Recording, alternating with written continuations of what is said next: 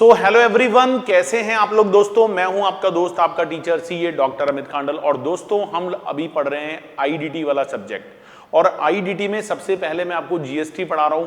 तो दोस्तों मैं आपको बता देना चाहता हूं कि जो जीएसटी है उसमें मैंने बेसिक कॉन्सेप्ट वाला जो चैप्टर है वो आपको कंप्लीट करवा दिया है विद ऑल द क्वेश्चंस। मैंने सारे क्वेश्चंस भी करवा दिए थे आपको, और मैंने आप लोगों को नोट्स भी बनवा दिए थे। मैंने आपको उस पूरे चैप्टर का एक बार क्विक रिवीजन भी करवा दिया था। तो अगर आपने वो चैप्टर नहीं देखा है तो एक बार जरूर देख लीजिएगा, बिकॉज वो बेसिक फाउंडेशन है। मतलब अगर वो चैप्टर आप अच्छे से समझ लेते हो तो आपको जीएसटी बहुत अच्छे से समझ में आ जाएगा। तो आज की क्लास में हम लोग एक नया चैप्टर यहां पर स्टार्ट करने वाले हैं, दैट इज कॉल्ड सप्लाई। क्योंकि दोस्तों मैंने आपको फर्स्ट चैप्टर में एक बात बोली थी कि देखो टैक्सेबल जो इवेंट होता है वो अलग अलग होता है। जब आप एक्साइज पढ़ा करते हो, मतलब एक्साइज पहले हुआ करती थी, आज भी है, 2-4 आइटम्स पे लगती है, तो manufacturing is the taxable event. जब आप सेल करते हो तो सेल करना टैक्सेबल इवेंट होता है। जब आप किसी को सर्विस देते हो तो सर्विस को प्रोवाइड करना टैक्सेबल इवेंट होता है। लेकिन दोस्तों जीएसटी आने के बाद ये जितने भी कानून हैं जो पुराने वाले लॉ हैं इन्हें कंबाइंड कर दिया गया है, और अब केवल एक ही टैक्सेबल इवेंट है, और उस टैक्सेबल इवेंट का नाम क्या है? सप्लाई। तो ये जो सप्लाई है ये बैकबोन है जीएसटी वाले पूरे पार्ट का। जिसने सप्लाई को समझ लिया दोस्तों, यकीन मानिए कि आपका 50% काम यहां पर कंप्लीट हो जाता है। तो सप्लाई वाले कॉन्सेप्ट को समझना हम सभी लोगों के लिए बहुत जरूरी है। That is very very important thing. अच्छा, सप्लाई के कॉन्सेप्ट को समझाने से पहले मैं आप लोगों के सामने कुछ इंपॉर्टेंट डेफिनेशंस लेकर आऊंगा, और ये जो इंपॉर्टेंट डेफिनेशंस हैं ये आप लोगों के बहुत काम आने वाली है। इनमें से कुछ डेफिनेशन तो एग्जाम में डायरेक्टली पूछ ली जाती है एज अ शॉर्ट नोट, तो ये डेफिनेशन को आप हल्के में मत लेना। इनमें से कुछ डेफिनेशन तो एग्जाम में डायरेक्टली आप लोगों को पूछा जाएगा। दूसरी बात ये है भाई, जब आप सप्लाई के कॉन्सेप्ट को समझोगे या बाद में जितने भी अदर चैप्टर समझोगे, वहां पर ये डेफिनेशंस आप लोगों को बहुत ज्यादा हेल्प करेंगी। और उस दिन मैं आपको पूरी डेफिनेशन समझाने नहीं बैठूंगा, क्योंकि आज की डेट में मैं इन डेफिनेशन को बहुत अच्छे से क्लियर करने वाला हूं। तो ये एक एक डेफिनेशन आप लोगों के लिए बहुत ज्यादा इंपॉर्टेंट है।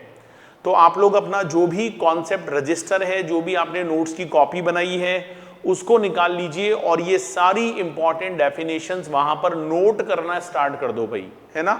तो सबसे पहले आप लोग यहां पर लिखेंगे इंपॉर्टेंट डेफिनेशंस। Important definitions. तो आज की क्लास में दोस्तों हम लोग यहाँ पर इंपॉर्टेंट डेफिनेशंस के बारे में डिस्कस करेंगे, और ये डेफिनेशन बहुत ज़्यादा काम आने वाली है। एक एक डेफिनेशन को बहुत अच्छे से समझिएगा, है ना। चलिए जी स्टार्ट करते हैं इंपॉर्टेंट डेफिनेशन में। जो हमारी पहली डेफिनेशन निकल कर आती है दैट इज कॉल्ड गुड्स। जो हमारी पहली डेफिनेशन निकल कर आती है दैट इज कॉल्ड गुड्स। तो सबसे पहली डेफिनेशन जो आज हम पढ़ने जा रहे हैं वो है गुड्स की डेफिनेशन। गुड्स किसको बोलते हैं दोस्तों? सर्विस का डेफिनेशन मैंने कॉन्स्टिट्यूशन में बताया था आपको कि सर्विस वो होती है जो गुड्स नहीं होती, लेकिन गुड्स क्या होता है उसे जानना आज बहुत जरूरी है। अच्छा, आप लोग पहले भी बहुत सारे लॉ पढ़े होंगे कि जो डेफिनेशन वाला पार्ट होता है वो हमेशा सेक्शन 2 में होता है ना। आपने पहले कभी कॉन्ट्रैक्ट एक्ट पढ़ा होगा, कभी पार्टनरशिप एक्ट पढ़ा होगा। जो भी डेफिनेशन वाला पार्ट होता है वो हमेशा सेक्शन 2 में होता है। तो ये जो डेफिनेशंस आज मैं आप लोगों को बताने जा रहा हूं, all definitions are given under section 2 of the CGST act. अच्छा, मैं आप लोगों को एसजीएसटी एक्ट क्यों नहीं पढ़ा रहा? कोई बताएगा मुझे? मैं आपको सीजीएसटी एक्ट ही क्यों पढ़ा रहा हूं, मैं आपको एसजीएसटी एक्ट क्यों नहीं पढ़ा रहा? अरे क्या करूंगा पढ़ा के, सेम टू सेम ही तो है। मैंने बोला था ना, लाइन टू लाइन मिला लो, वर्ड टू वर्ड मिला लो, सेम है। तो हम इस एंटायर क्लास में या आगे आने वाली क्लासेस में जो भी सेक्शन डिस्कस करेंगे वो सारे सेक्शन सीजीएसटी एक्ट के होंगे। और जब आप CGST एक्ट को पढ़ोगे तो SGST एक्ट तो आपको अपने आप ही आ जाएगा, और एक SGST एक्ट नहीं आएगा, आपको 31 SGST एक्ट का नॉलेज हो जाएगा। बताओ कितने महान आदमी बन जाओगे आप, एक एक्ट पढ़ोगे और 31 SGST एक्ट की नॉलेज आपको हो जाएगी, राइट। तो ये है डेफिनेशन वाला पार्ट। सेक्शन नंबर याद करना जरूरी नहीं है। सेक्शन 2 में फिर अलग अलग सब सेक्शन हैं, लेकिन उसको लिखना कहीं जरूरी नहीं है, तो आप तो केवल डेफिनेशन वाले पार्ट को अच्छे से याद कर लो। हाँ, बीच बीच में IGST एक्ट के सेक्शन कई जगह पर आएंगे, तो वो जहां पर आएंगे वहां मैं आपको अलग से नोट करवा दूंगा, भाई ये IGST एक्ट के क्या हैं, सेक्शन हैं, राइट। तो सबसे पहले आप लोग यहां पर जो गुड्स वाली डेफिनेशन है उसको लिखना शुरू कर दो, स्टार्ट कर दो। गुड्स किसको बोलते हैं? गुड्स का मतलब होता है every kind of,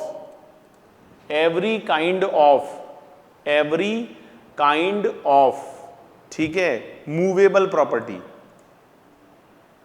every kind of movable property. Goods का मतलब है every kind of movable property other than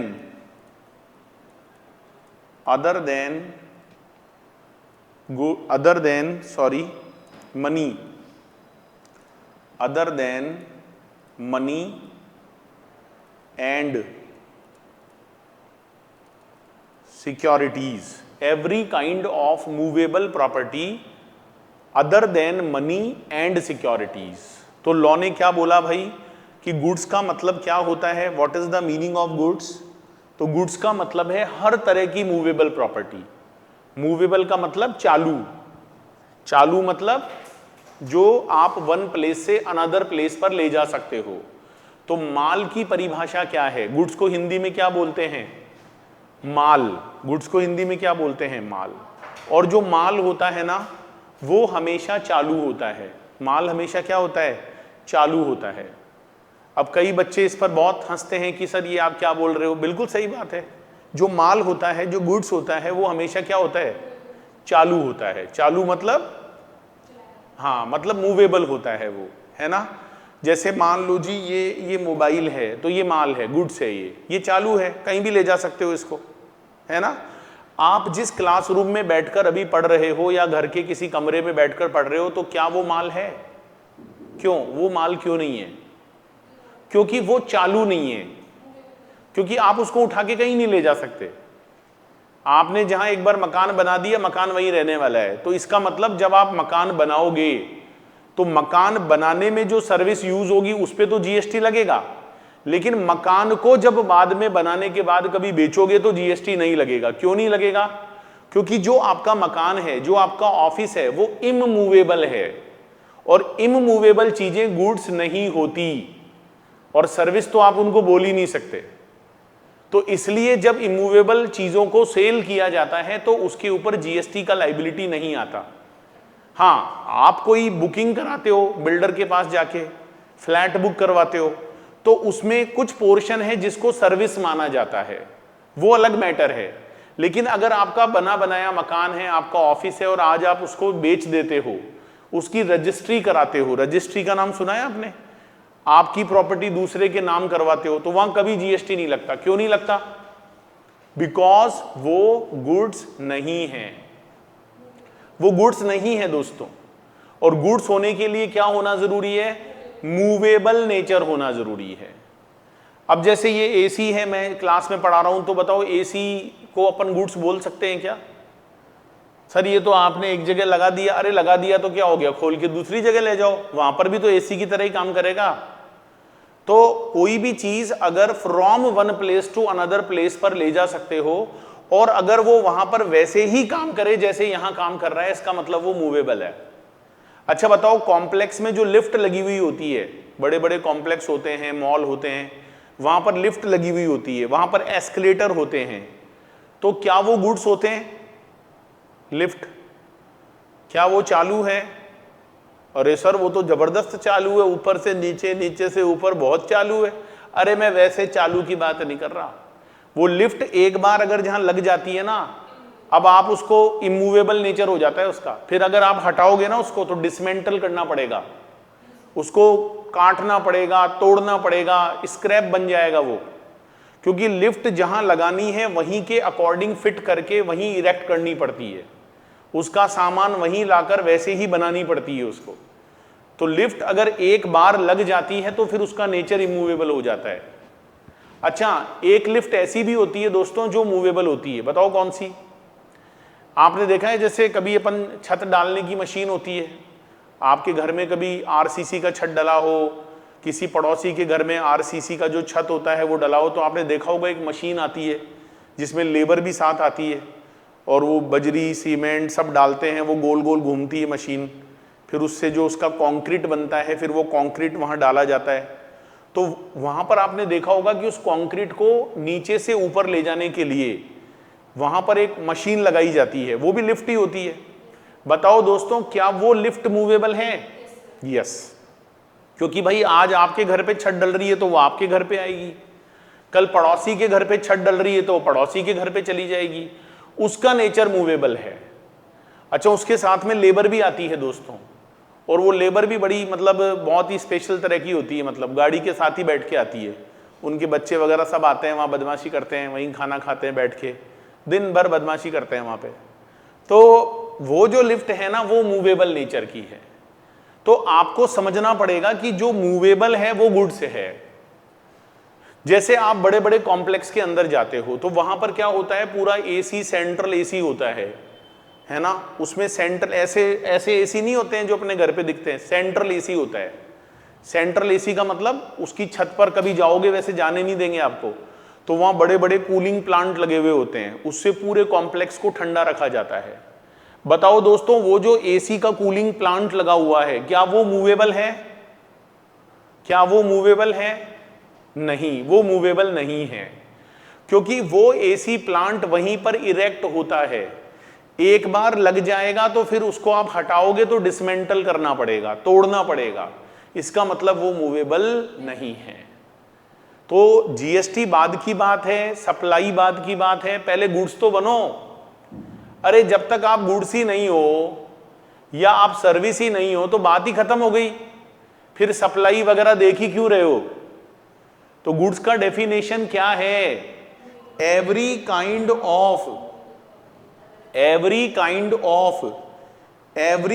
of movable property. जो भी मूवेबल प्रॉपर्टी होती है ना उन सबको हम क्या बोलते हैं? जो भी मूवेबल प्रॉपर्टी होती है उन सबको हम क्या बोलते हैं? उन सबको हम गुड्स बोलते हैं, right? Other than money and securities. किसको छोड़कर? मनी एंड सिक्योरिटीज को छोड़कर। मतलब दो चीजें हैं जिन्हें गुड्स मानने से मना कर दिया है। हो सकता है वो मूवेबल हो, जैसे मनी मूवेबल होती है, आप जेब में भर के मनी ले जाओ कहीं पर भी, गांधी जी कहीं भी ले जा सकते हो आप जेब में रख के, गड्डी की गड्डी ले जाओ, अपना सपना मनी, है ना? तो क्या वो मनी गुड्स है? The answer is no. वो जो मनी है उसको आपको गुड्स नहीं बोलना है, because it is excluded. Securities होती हैं, सिक्योरिटी समझते हो? सिक्योरिटी समझते हो? जैसे शेयर्स होते हैं, बॉन्ड्स होते हैं, डिबेंचर्स होते हैं, दीज आर कॉल्ड सिक्योरिटीज।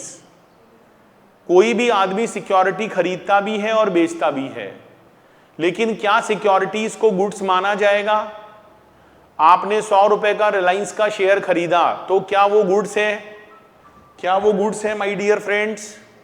क्या आप उसको गुड्स बोलोगे? नहीं, हम उसको गुड्स नहीं बोलेंगे, हम उसको गुड्स नहीं बोलेंगे। वाई? हाँ, क्योंकि उसको एक्सक्लूड किया है लॉ ने। उस 100 रुपए के रिलायंस के शेयर पर जीएसटी नहीं लगेगा। लेकिन दोस्तों मैं आपसे एक बहुत इंपॉर्टेंट क्वेश्चन पूछना चाहता हूं। चलो, लॉ ने बोला कि money and securities are not goods, ठीक है, हम मनी और सिक्योरिटी पर कभी भी जीएसटी नहीं लगाएंगे क्योंकि वो गुड्स ही नहीं है।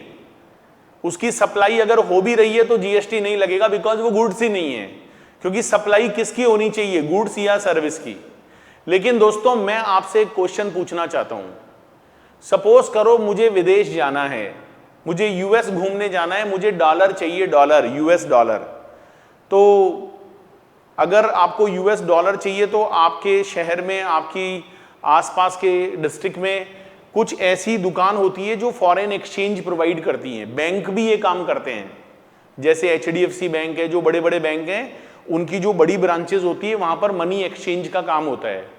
अब जैसे मान लो मेरे को $100 चाहिए, तो मैं बैंक में पहुंच गया या जो मनी एक्सचेंज के एजेंट होते हैं वहां पहुंच गया, मैंने कहा जी $100 दे दो, $100 दे दो, कि भाई सुबह सुबह आ गए आप डॉलर लेने, अरे मैंने कहा मैं वैसे लेने आया हूँ $100।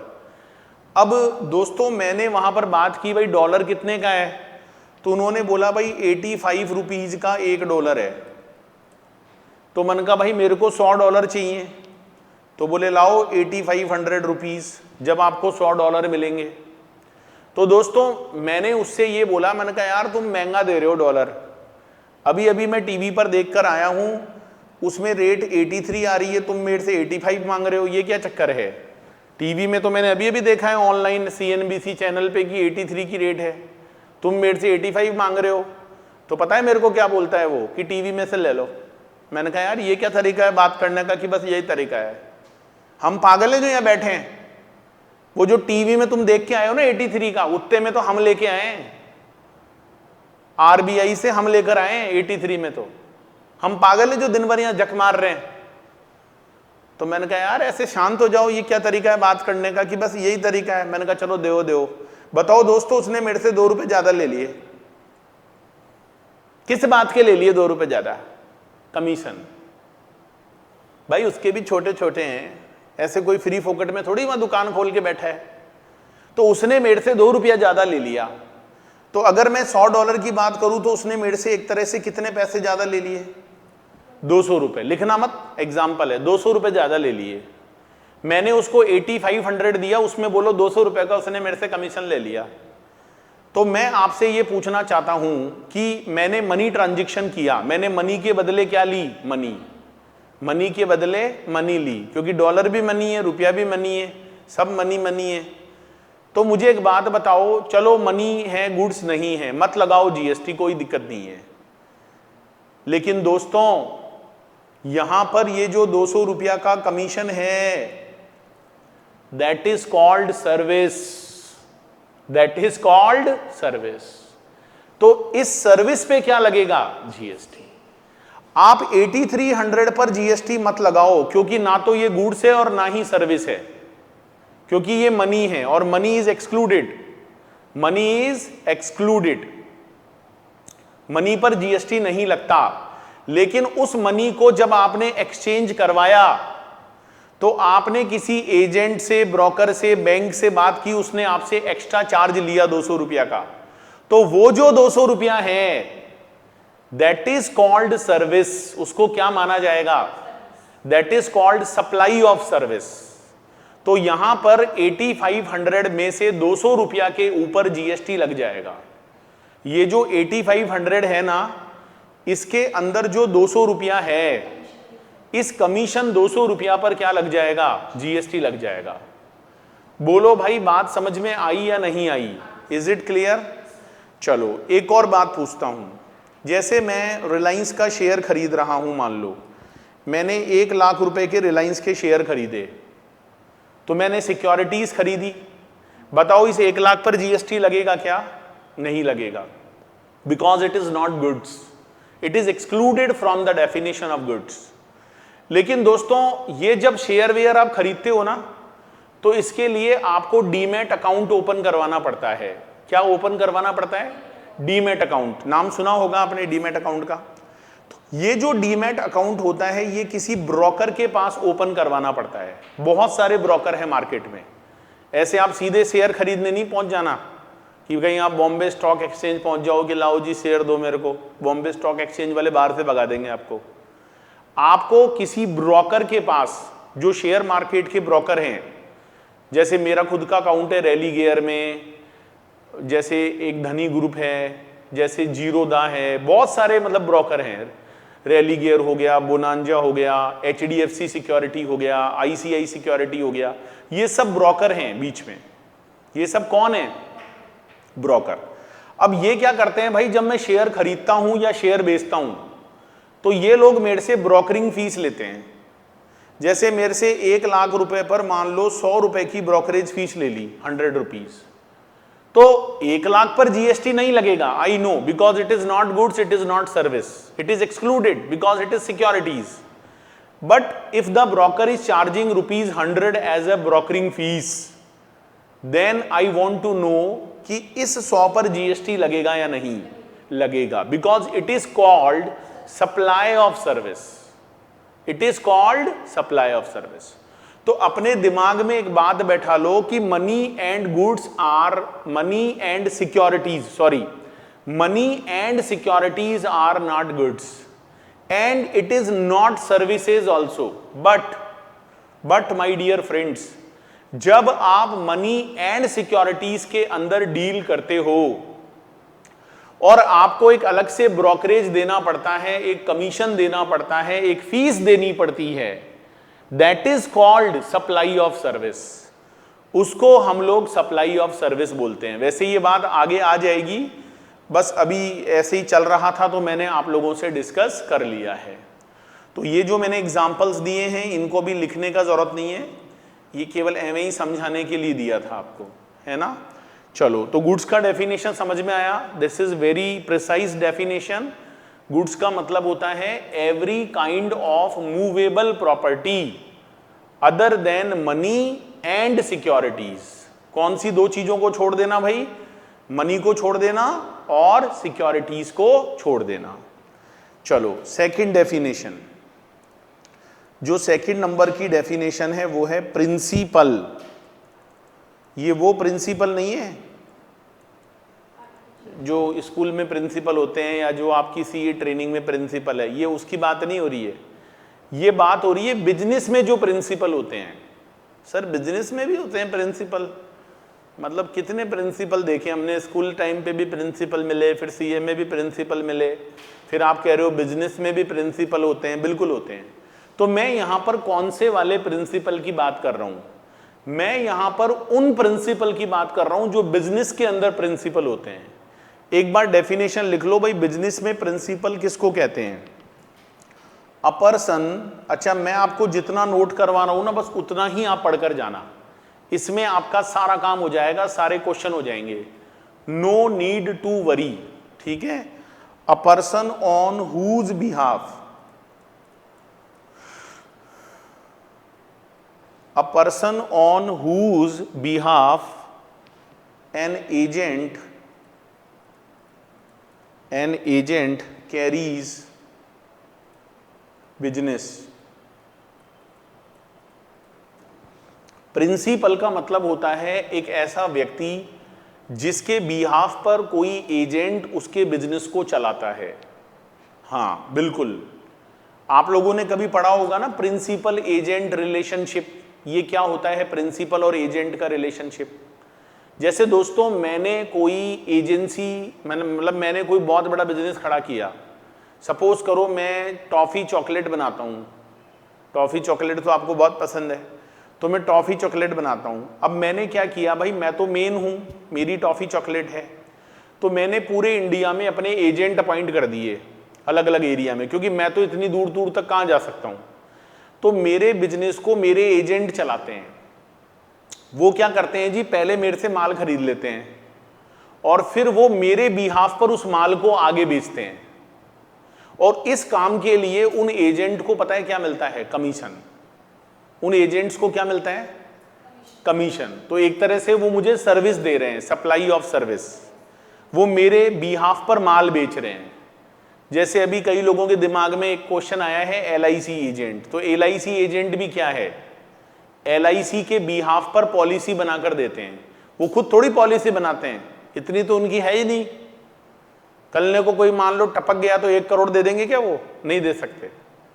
तो वो केवल एजेंट है भाई. वो लोगों के पास जाते हैं, समझाते हैं कि देखो जीवन का कोई भरोसा नहीं है, कभी भी टपक सकते हो, है ना. क्योंकि देखो यहां पर कोई मेथड नहीं लगता है कि फर्स्ट इन फर्स्ट आउट. ऊपर वाले के घर में कुछ पता नहीं है कौन सा मेथड लगाता है. वो कोई कभी भी आ सकता है और कोई कभी भी जा सकता है. प्राण पखेरु कभी भी उड़ सकते हैं, किसी के भी. ठीक है ना. तो जीवन के साथ भी और जीवन के बाद भी बढ़िया है, इंश्योरेंस करा लो.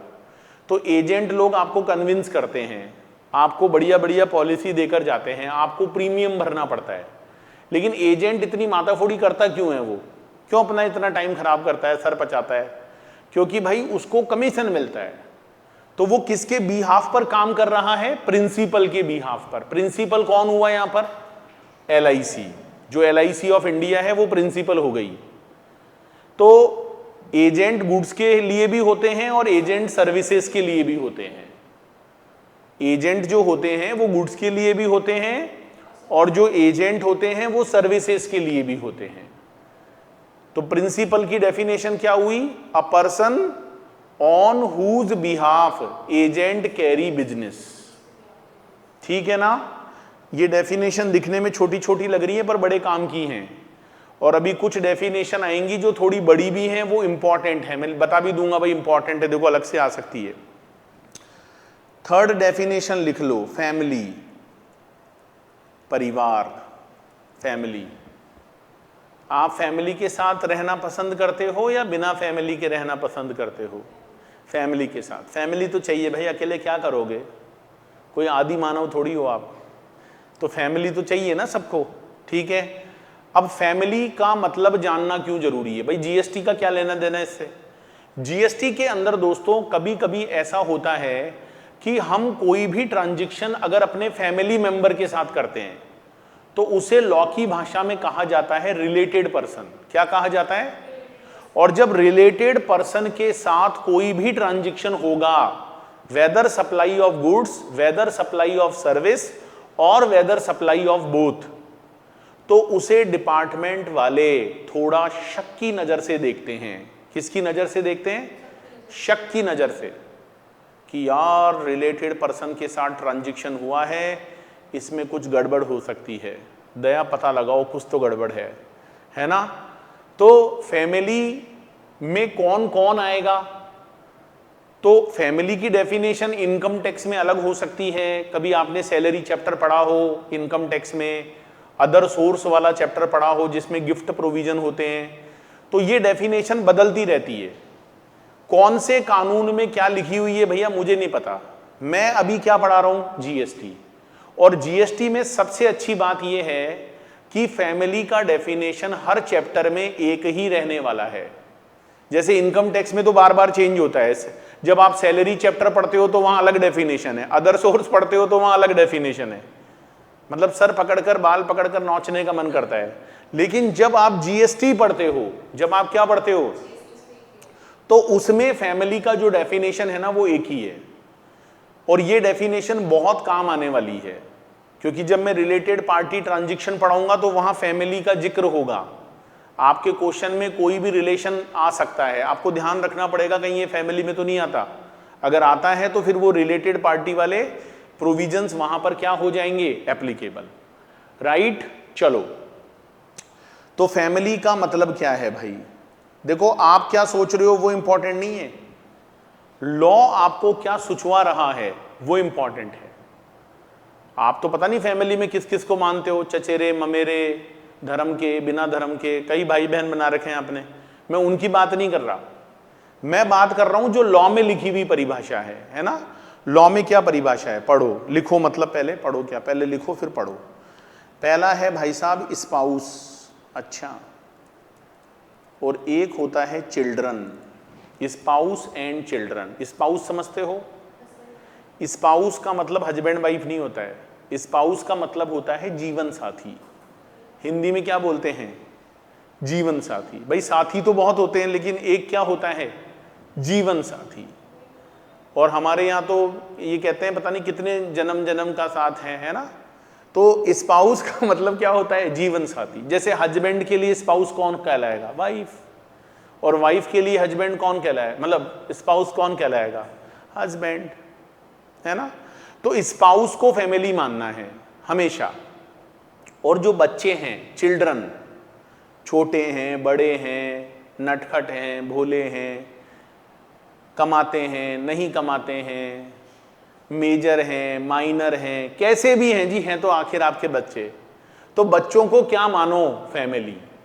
जीएसटी कानून कहता है बच्चों को हमेशा क्या मानो? फैमिली। बच्चों की स्पाउस को मत मान लियो, बच्चों को मानना है। पता चला बच्चे की स्पाउस को भी आप फैमिली मान रहे हो। अभी तक नहीं बोला इसमें, अभी तक केवल खुद के स्पाउस को और बच्चों को। अच्छा, बच्चे बड़े छोटे की बात नहीं है, शादीशुदा है नहीं है, बड़ा है छोटा है, नटखट है, पढ़ता है नहीं पढ़ता है, doesn't matter, spouse and children. समझ में आ रही है बात? चलो दूसरी परिभाषा, दूसरी लाइन लिख लो, पेरेंट्स। पेरेंट्स को भी आप क्या मानोगे? फैमिली। इसके अलावा ग्रैंड पेरेंट्स, ओहो, ग्रैंड पेरेंट्स को भी ले लिया, जबकि इनकम टैक्स में कई जगह नहीं लेते हैं ग्रैंड पेरेंट्स को, पर यहां तो ले लिया। ब्रदर एंड सिस्टर, ब्रदर हो सिस्टर्स हो, इन सबको ले लिया। लेकिन ये जो मैंने सेकंड वाला पॉइंट लिखा है ना भाई, इसके आगे ब्रैकेट में लिख लेना होली और मेनली डिपेंडेंट। होली और मेनली डिपेंडेंट मतलब कहने का मतलब ये है कि जो स्पाउस और बच्चे हैं ना, उनको तो हमेशा फैमिली माना जाएगा जीएसटी में, चाहे वो कमाते हैं नहीं कमाते हैं, वो चाहे आप पर डिपेंडेंट हैं नहीं है। लेकिन जो पेरेंट्स हैं, पेरेंट्स मतलब माता पिता, या जो ग्रैंड पेरेंट्स हैं, दद्दू हो गए है ना, दादा दादी जो हो गए, ब्रदर है, सिस्टर है, भाई बहन हैं, चचेरे ममेरे नहीं, आपके खुद के भाई बहन, ये नहीं भाई मामा का बेटा, बुआ का बेटा, मेरी बहुत बनती है उनसे, उससे मतलब नहीं है। ये जो सेकंड पॉइंट वाले हैं, इनको फैमिली तभी मानना जब ये होली और मेनली आपके ऊपर ही क्या हो? डिपेंडेंट हो। अगर पेरेंट्स की पेंशन आती है, पेरेंट्स अच्छा खासा कमाकर बैठे हैं एफडी कराकर, तो वो फिर फैमिली नहीं माने जाएंगे, क्योंकि वो आप पे डिपेंड ही नहीं है। आपके भाई बहन अच्छा कमाते हैं तो चाहे वो भाई बहन हैं, लेकिन वो जीएसटी के अकॉर्डिंग क्या नहीं है? फैमिली की डेफिनेशन में नहीं आएंगे। वो आपके ऊपर क्या होने चाहिए? डिपेंडेंट। लेकिन स्पाउस अगर कमाती है तो भी फैमिली है, नहीं कमाती है तो भी फैमिली है। समझ में आ रहा है? चलो जी, पॉइंट नंबर 4 पे आ जाओ, डेफिनेशन का पॉइंट नंबर 4। मैं आपको सारी चीजें उतना ही लिखा रहा हूं जितना आपको पढ़कर जाना है। नेक्स्ट पॉइंट में आ जाओ भाई, लोकल अथॉरिटी। लोकल अथॉरिटी, ये डेफिनेशन बार बार आने वाली है जब मैं जीएसटी के लॉ को पढ़ाऊंगा, जब सप्लाई के कॉन्सेप्ट को पढ़ाऊंगा। उस दिन मैं बैठा समझाने नहीं बैठूंगा कि लो जी फैमिली की परिभाषा समझते हैं, बस मैं फैमिली बोल के निकल लूंगा। अब आप अपने आप समझ लेना भाई फैमिली का मतलब क्या है। जब प्रिंसिपल वर्ड आएगा तो मैं समझाने नहीं बैठूंगा आपको उस दिन, क्योंकि आज इसीलिए समझा रहा हूं। गुड्स आएगा तो मैं उस दिन ये बताने नहीं बैठूंगा कि गुड्स मूवेबल होता है, उस दिन तो मैं सीधा आगे की बात करूंगा, बस गुड्स के आगे की। समझ में आ रहा है आपको? अच्छा, लोकल अथॉरिटी वर्ड भी कई बार आता है जीएसटी में। लोकल अथॉरिटी का मतलब क्या होता है? What is the meaning of local authority? तो आप इसमें लिखो, पहला नाम है पंचायत। कई लोग करते हैं ना पंचायत, ये वो वाली पंचायत नहीं है, ये गांव वाली पंचायत है। गांव में पंचायत होती है, वहां पर सरपंच होता है ना, बहुत सारे लोग वहां मेंबर होते हैं। सेकंड पॉइंट पे लिखो म्युनिसिपैलिटी। म्युनिसिपैलिटी। थर्ड पॉइंट लिखो इसमें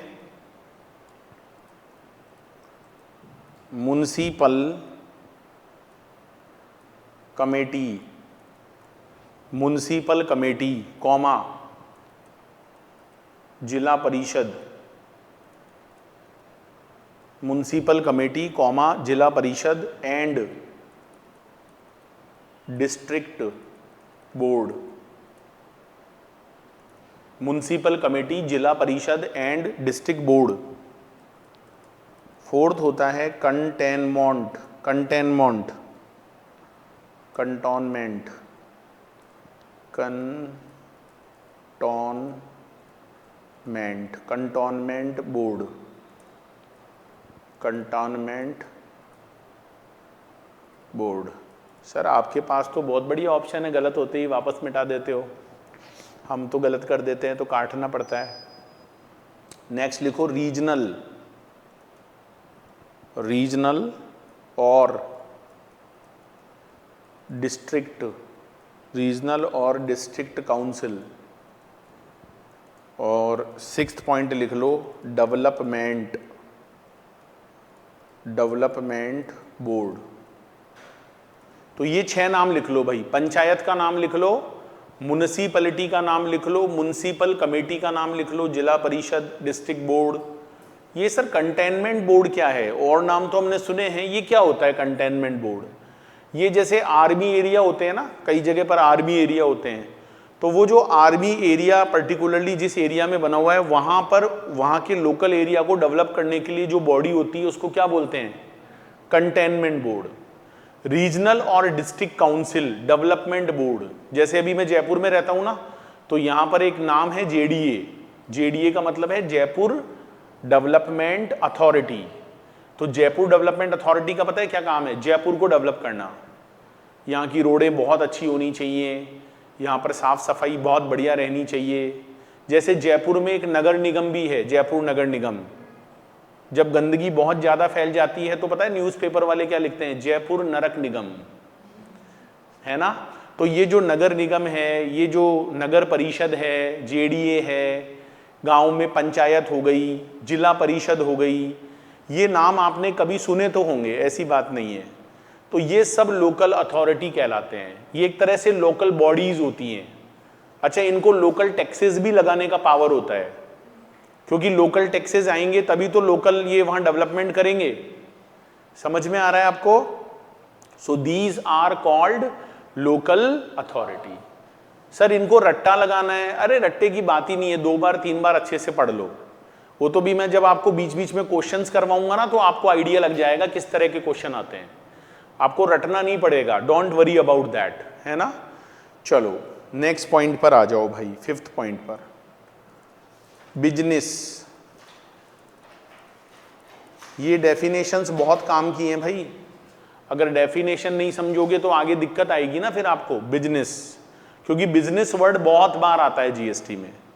what is the meaning of business?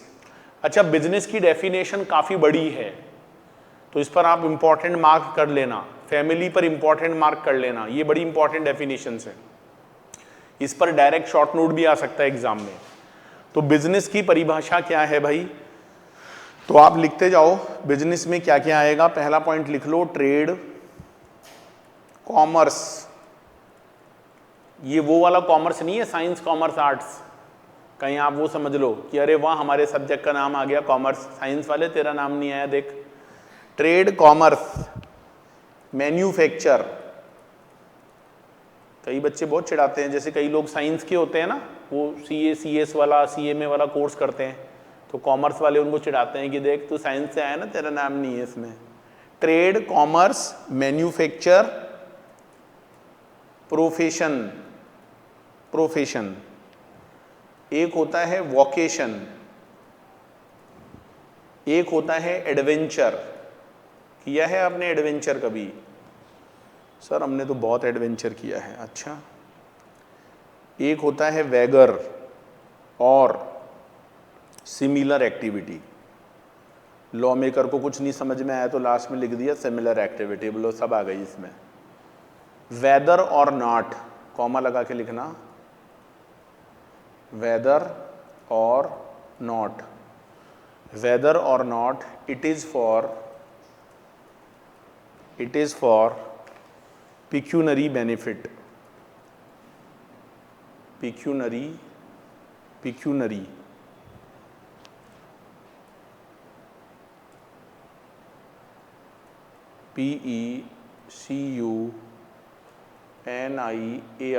Pecuniary benefit.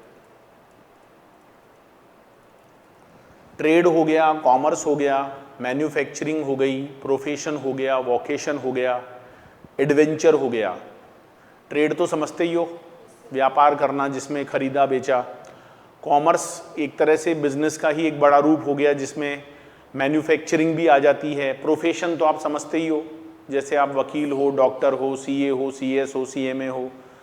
Vocation हो गया, वोकेशन क्या होता है?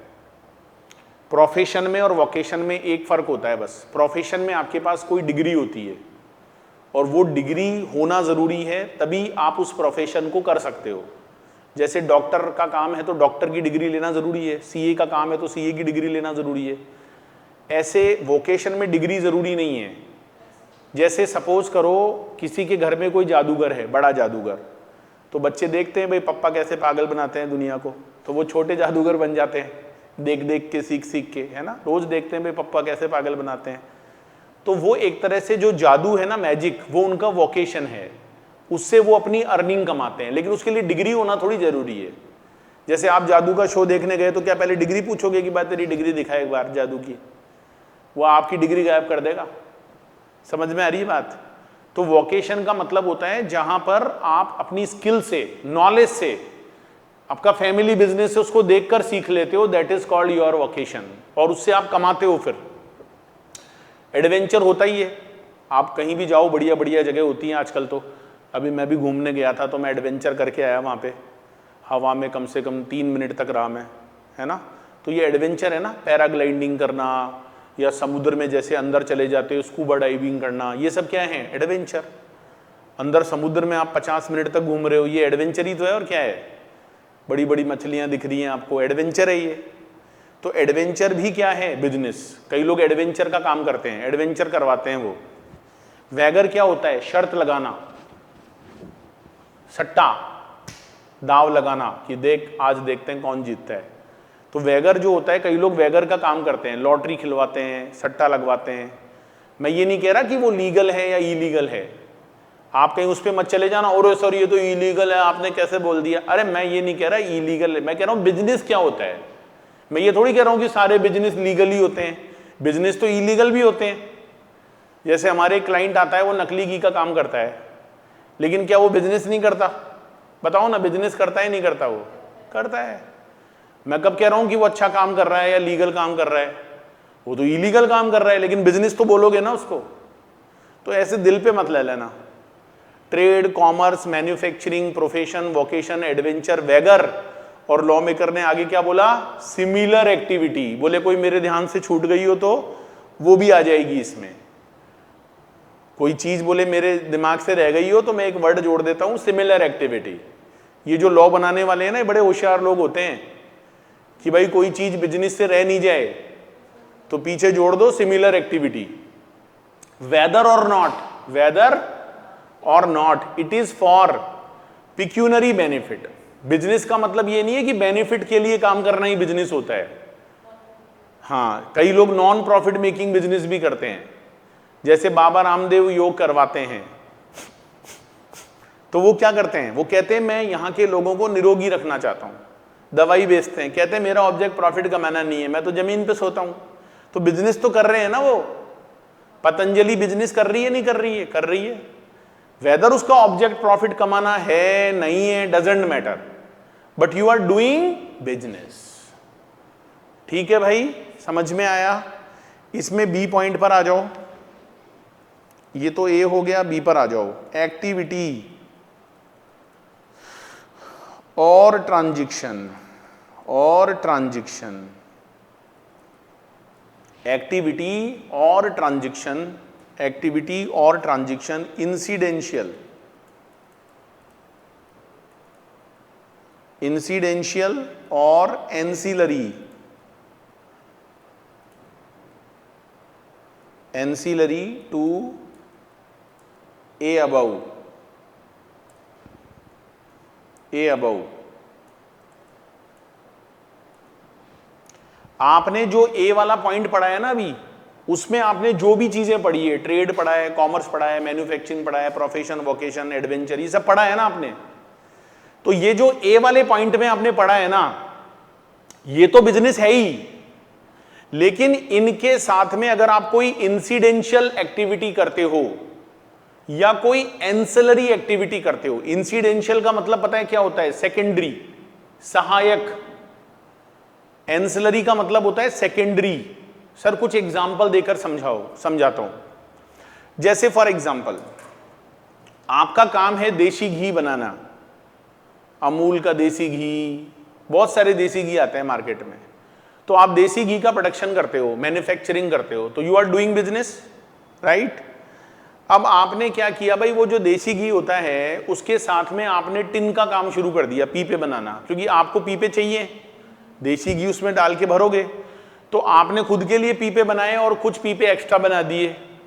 अब आपका काम पीपे बनाना तो नहीं है ना, लेकिन आप साथ में वो काम भी कर रहे हो, तो एक तरह से आपकी मेन एक्टिविटी तो है घी बनाना, देसी घी, लेकिन साथ में पीपे बनाना क्या हो गया, incidental activity. So it is also business. The main activity is business but the incidental activity is also business. बोलो भाई, समझ में आ रहा है नहीं आ रहा है? आ रहा है ना आपको समझ में? Is it clear?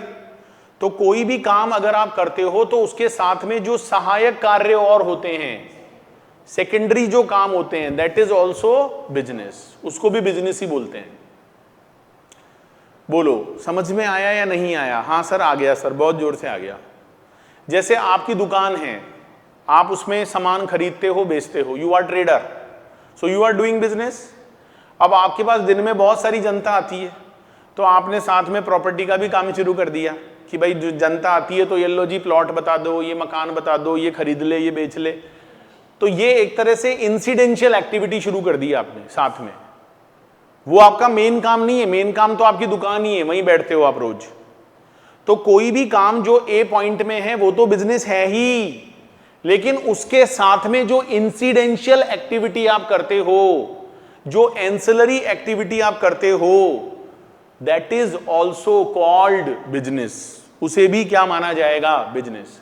देखो जीएसटी वाले पता है क्या चाहते हैं? बिजनेस की परिभाषा बहुत बड़ी होनी चाहिए, सारी चीजें क्या होनी चाहिए? बिजनेस। अगर बिजनेस होंगी तो ही बोले अपना काम होगा। तो आप देखना अभी बिजनेस की परिभाषा को बहुत बड़ी बनाया गया है, क्योंकि बोले ये जितनी बड़ी होगी अपना रेवेन्यू भी उतना ही बड़ा होगा, है ना। चलो पॉइंट नंबर सी पर आ जाओ। वेदर। आप लोग ऐसे बोर तो नहीं होते हो ना? नोट्स बना बना कर पढ़ने में अलग मजा आता है।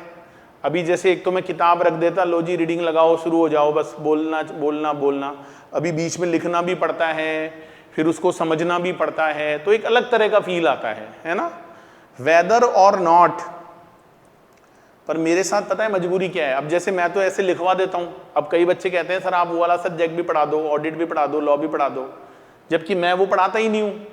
वो कहते हैं सर हमारे सर है ना वो बुक से पढ़ा देते हैं, सर मजा ही नहीं आ रहा। मतलब आप ऐसे लिखवा के पढ़ा रहे हो तो ज्यादा मजा आ रहा है। अब देखो जरूरी नहीं है मजा आए या नहीं आए, ठीक है ना। तो आपको जो भी मिल रहा है भाई वैसे ही पढ़ना पड़ेगा, देखो कोई इलाज नहीं है उसका। वेदर और नॉट देयर इज वॉल्यूम। ओहो, volume, frequency, frequency, continuity, continuity और रेगुलरिटी, और regularity of such transaction, of such transaction. देखो कानून बनाने वाले क्या कह रहे हैं आपको कि आपने ए पढ़ा बी पढ़ा, ये सब बिजनेस हैं, लेकिन बोले एक बात ध्यान रखना, जरूरी नहीं है कि बिजनेस के लिए वॉल्यूम होना चाहिए। जैसे कोई आदमी लार्ज स्केल पर बिजनेस करता है, कोई छोटे लेवल पर करता है, तो वॉल्यूम कम ज्यादा हो सकता है, फ्रीक्वेंसी हो सकती है। किसी की फ्रीक्वेंसी है कि वो रेगुलरिटी में करता है, कंटिन्यूटी में करता है, रेगुलरिटी में करता है। कोई होता है जो कभी कभी करता है। जरूरी नहीं है कि भाई आप जैसे मान लो आपका कोई काम है लेकिन आप डेली बेसिस पर उस काम को नहीं करते, हफ्ते में एक बार करते हो, तो ऐसा थोड़ी है कि वो बिजनेस नहीं है, वो भी बिजनेस है। बिजनेस के लिए कंटिन्यूटी होना जरूरी नहीं है कि रोज माल बेच, कभी नहीं बेचा तो नहीं बेचा, इसमें क्या हो गया। फ्रीक्वेंसी लगातार हो, कंटिन्यूटी हो, रेगुलरिटी हो, ऐसा जरूरी नहीं है, ठीक है। चलो जी पॉइंट नंबर डी पर आ जाओ। मतलब इन्होंने हर चीज को कवर करने की कोशिश करी है जितना लोग दिमाग लगा सकते हैं, क्योंकि बहुत लोग दिमागदार बैठे हैं, वो इस डेफिनेशन की काट करने की कोशिश करेंगे। काट समझते हो कि भाई कुछ ऐसा फार्मूला लगाओ कि ले लो ये तो बिजनेस ही नहीं है, बात ही खत्म हो गई। अच्छा ये इतने होशियार हैं कि ये पहले से सब चीजें कवर कर रहे हैं ताकि कोई ज्यादा दिमाग नहीं लगा पाए। पॉइंट नंबर डी पर आ जाओ। फिर भी कई बच्चे कह रहे हैं फिर भी लग जाएगा सर दिमाग, तो हम बहुत होशियार हैं। सप्लाई और एक्विजिशन, ओहो, सप्लाई और acquisition of goods including, supply और acquisition of goods including capital asset, including capital asset and services,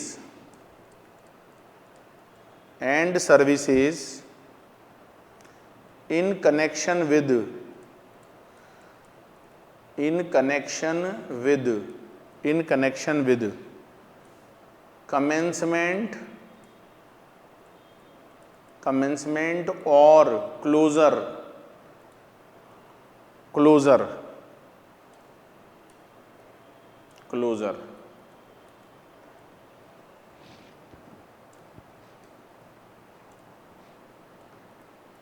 closure of business.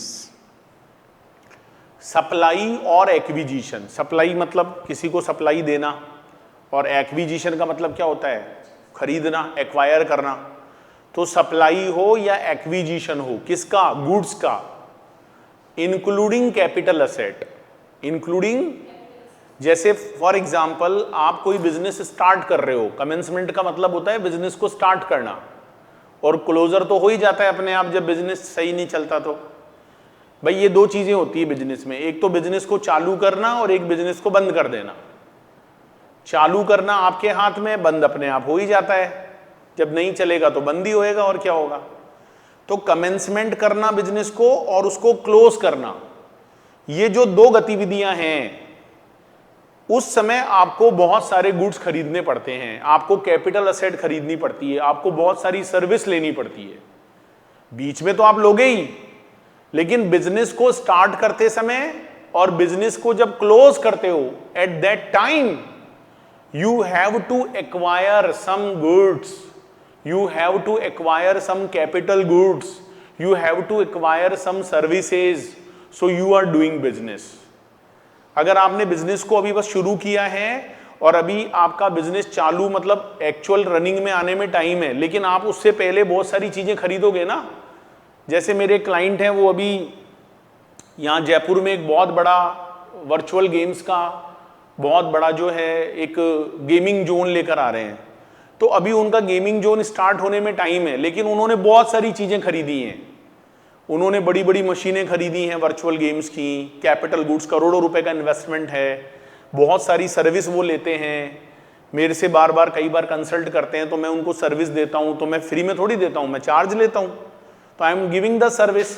तो क्या ऐसा माना जाए कि उन्होंने बिजनेस शुरू कर दिया? यस। अब वो कहेंगे ओ अभी तो मैं खिलाना शुरू ही नहीं किया। अरे भाई, जो आपने चालू किया है ना अभी कमेंसमेंट, तो कमेंसमेंट पर जो भी हरकतें आप कर रहे हो, मतलब एक्टिविटीज, गतिविधियां, वो सारी एक्टिविटीज आपकी क्या मानी जाएंगी? बिजनेस। ओके, पॉइंट नंबर ई पर आ जाइए। Provision by club, association, society, society, provision by A club, association, society of facilities और बेनिफिट्स टू इट्स मेंबर्स। कोई भी क्लब है, कोई भी एसोसिएशन है, कोई भी सोसाइटी है, अगर वो अपने मेंबर्स को फैसिलिटी देती है, अगर वो अपने मेंबर्स को कोई भी बेनिफिट देती है, तो वो जो फैसिलिटी होती है, वो जो बेनिफिट होता है ना, उसे भी सर्विस माना जाता है। That is also doing business. जैसे फॉर एग्जाम्पल, मैंने एक सोसाइटी है जहां पर मैंने एक रेजिडेंशियल सोसाइटी में फ्लैट ले रखा है, ठीक है, इट इज लग्जरी फ्लैट।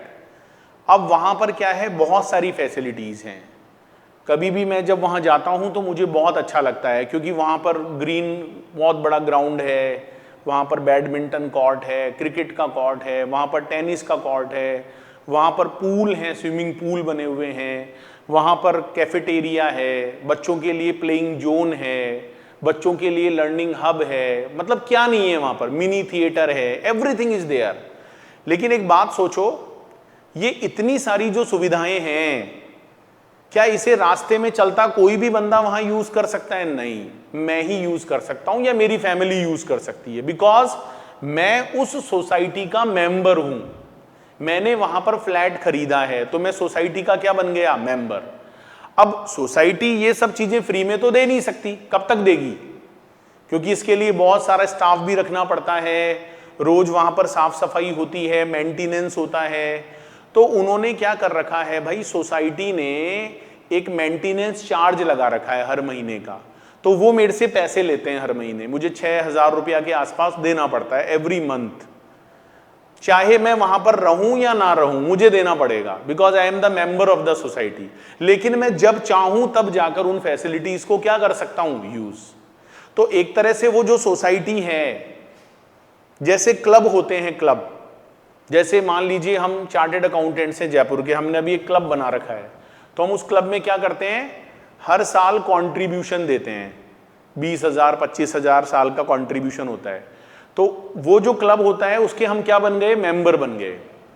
अब क्लब क्या करता है भाई, हर 2 महीने में एक पार्टी ऑर्गेनाइज कर दी, कभी वैलेंटाइन पार्टी कर दी, कभी दिवाली सेलिब्रेशन कर दिया, कभी डांडिया का प्रोग्राम कर दिया, कभी कोई सोशल कॉज कर दिया। तो इसके लिए पैसा तो चाहिए ना। तो अब जैसे उस क्लब की कोई भी फैसिलिटी है या कोई भी बेनिफिट है जिसको मैं क्या करना चाहता हूं? यूज, तो मुझे वहां पर मेंबरशिप फीस देनी पड़ेगी। तो इसका मतलब वो जो क्लब है, वो जो सोसाइटी है, वो क्या कर रही है? बिजनेस कर रही है। बताओ, इन्होंने किसी चीज को नहीं छोड़ा। ये चाहते हैं कि हर ट्रांजैक्शन बिजनेस में कवर हो जाए ताकि हमको जीएसटी मिले वहां पर, है ना। तो कोई भी क्लब है, कोई भी एसोसिएशन है, कोई भी सोसाइटी। अच्छा, क्लब, एसोसिएशन, सोसाइटी क्या होते हैं? जो मेंबर्स होता है उनके ग्रुप को बोलते हैं, है ना। जैसे आप सीए की पढ़ाई कर रहे हो, या आप सीएस की पढ़ाई कर रहे हो, या आप सीएमए की पढ़ाई कर रहे हो, तो आईसीएआई, आईसीएसआई, ये सब क्या है? एसोसिएशन ही तो है ये। It is a group of members. तो ये मेंबरशिप फीस लेते हैं, उसके बदले में अपने मेंबर्स को कई तरह की फैसिलिटीज भी देते हैं। लाइफ इंश्योरेंस हो गया, कुछ अच्छे अच्छे इंस्टीट्यूशंस में आपको रिलैक्सेशन मिलेगा, डिस्काउंट्स मिलेंगे, because you are the member of the ICAI, ICSI, है ना। तो दे आर डूइंग बिजनेस। मतलब कानून कहता है कि ये भी क्या कर रहे हैं? बिजनेस कर रहे हैं। ठीक है, समझ में आ रहा है आपको? यस सर, बहुत बढ़िया। देखो, जीएसटी लगेगा नहीं लगेगा वो बात की बात है। अभी मैं जीएसटी लगना या नहीं लगना नहीं सिखा रहा आपको, अभी तो मैं बिजनेस की परिभाषा पढ़ा रहा हूं। ऐसा नहीं है कि बिजनेस हो गया तो लो जीएसटी लग गया, क्योंकि जीएसटी लगना नहीं लगना तो अभी बहुत आगे की बात है। बहुत सारी एग्जम्पशन मिलती हैं, वो सब पढ़ाऊंगा आपको। अभी फिलहाल इतना सा समझ लो भाई, बिजनेस किसको कहते हैं, दैट इज इंपॉर्टेंट। ठीक है भाई, तो पॉइंट नंबर एफ पर आ जाइए। ये तो ई हो गया, आप कौन से पॉइंट पर आ जाओ? एफ पर आ जाओ। और पॉइंट नंबर एफ में क्या आएगा? लिखो, admission. Admission for uh consideration.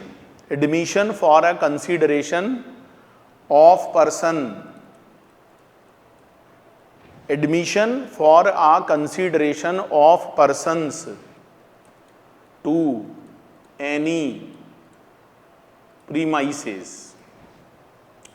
आपको किसी प्रेमाइसेस के अंदर क्या जाना है? एडमिशन, मतलब आप अंदर जाना चाहते हो, और आपसे सपोज करो टिकट बेचा, आपसे पैसे लिए जा रहे हैं टिकट के। जैसे आपको मान लो मूवी देखने जाना है, सिनेमा घर में मूवी देखने जाते हो कभी कभी मूवी देखने, तो आपको वहां अंदर एडमिशन राइट लेना पड़ता है। ऐसे थोड़ी है कि मुंह उठा के चल दिए, भगा देगा वो बाहर से ही। आपको वहां पर एक मूवी टिकट खरीदना पड़ता है, तभी आप अंदर मूवी हॉल में जाकर मूवी देख सकते हो।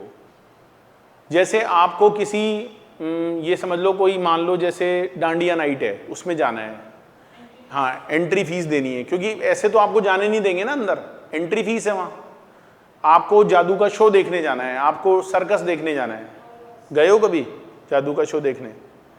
तो ये सब चीजें क्या है भाई, that is called admission right, अंदर जाने का जो राइट है। तो इसके लिए आपको क्या देना पड़ रहा है, पैसा। जैसे कोई लाइव कंसर्ट है, मान लो यो हनी सिंह का प्रोग्राम है, बादशाह का प्रोग्राम है, तो अब आप जा रहे हो वहां सुनने, तो आपको वहां पर पैसा देना पड़ेगा। तो जो लोग ऑर्गेनाइजर्स हैं वो एक तरह से क्या कर रहे हैं, business, they are doing business. ठीक है, बहुत बढ़िया। एफ के बाद में आ जाओ भाई पॉइंट नंबर जी पर, सर्विस, सर्विसेज प्रोवाइडेड। इन डेफिनेशंस को हम हल्के में नहीं ले सकते भाई, ये बहुत काम देगी आगे। एग्जाम में बहुत टेक्निकल क्वेश्चन आते हैं, वहां पर ये डेफिनेशन आपको जस्टिफाई करनी पड़ेंगी। Services provided by a race club, race club by way of, by way of totalizator, totalizator or totalizator or a licence, or a licence to bookmaker, or a licence to bookmaker in such club.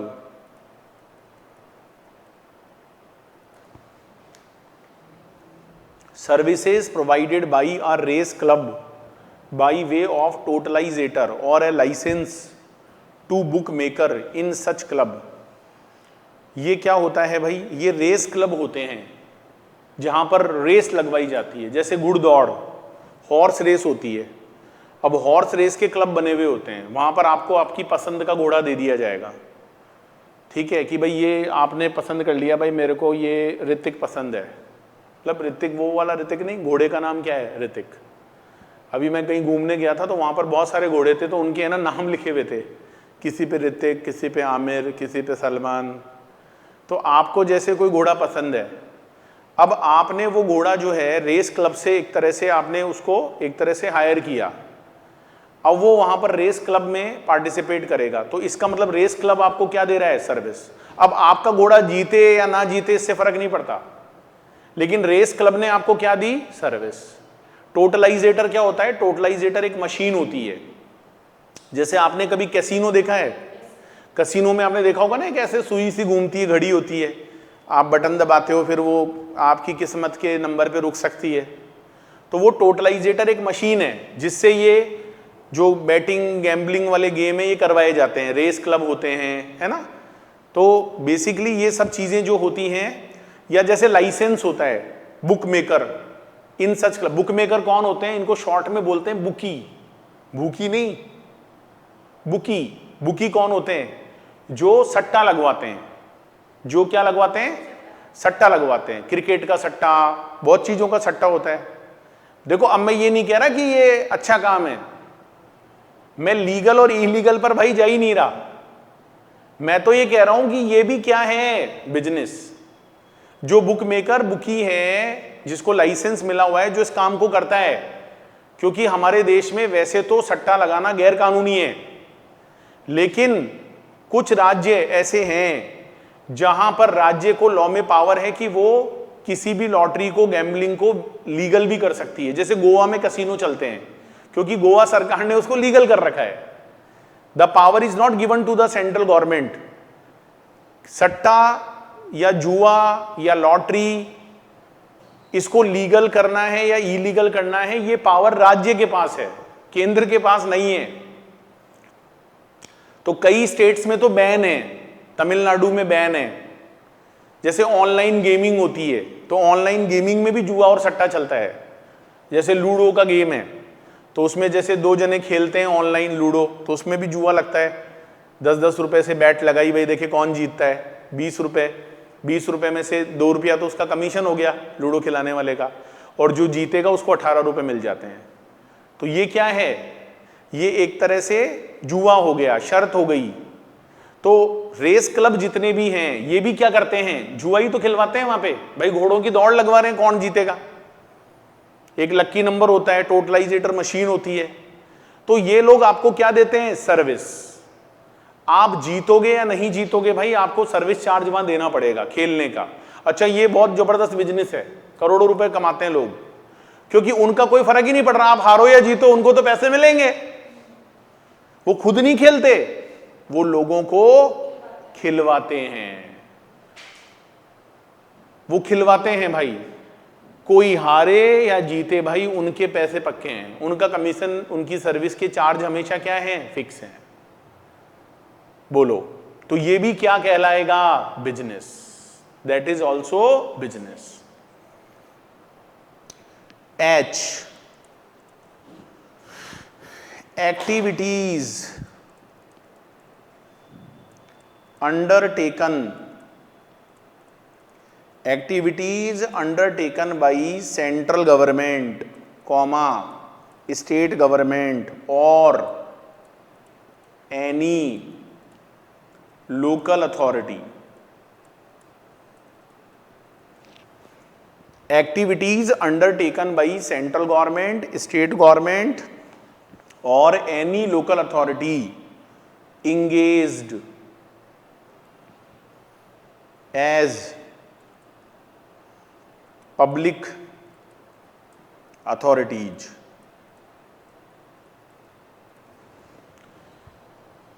मतलब इन्होंने government तक को नहीं छोड़ा, खुद को भी नहीं छोड़ा। पता है क्या लिखा इन्होंने,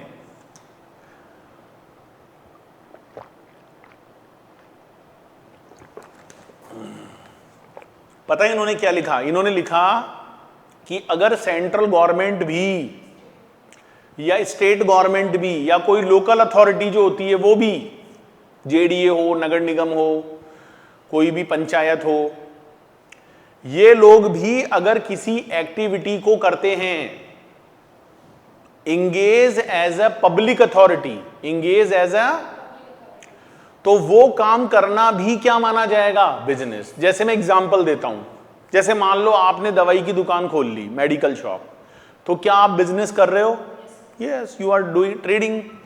आप क्या कर रहे हो, यहां पर ट्रेडिंग कर रहे हो, आप यहां पर क्या कर रहे हो, बिजनेस कर रहे हो ना, आप ट्रेडिंग कर रहे हो, तो इसका मतलब आप तो बिजनेस कर रहे हो।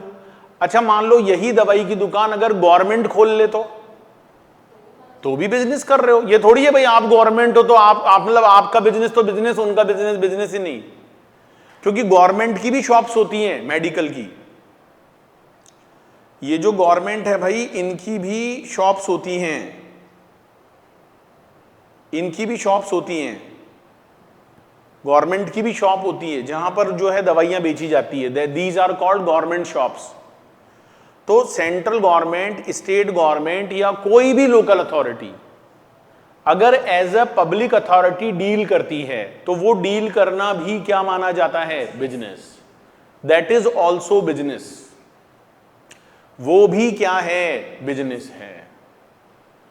समझ में आ रहा है। हाँ, इनकम टैक्स का ऑफिस खोल के बैठे हैं तो वो बिजनेस नहीं है, क्योंकि वहां वो पब्लिक अथॉरिटी के रूप में थोड़ी काम कर रही है। लेकिन जो काम आम जनता करती है वैसा ही काम अगर सरकार करने लग जाए तो दैट इज ऑल्सो बिजनेस। जैसे कोई रेस्टोरेंट खोल के बैठा है, खाना बनाकर सप्लाई कर रहा है, तो वो बिजनेस कर रहा है ना।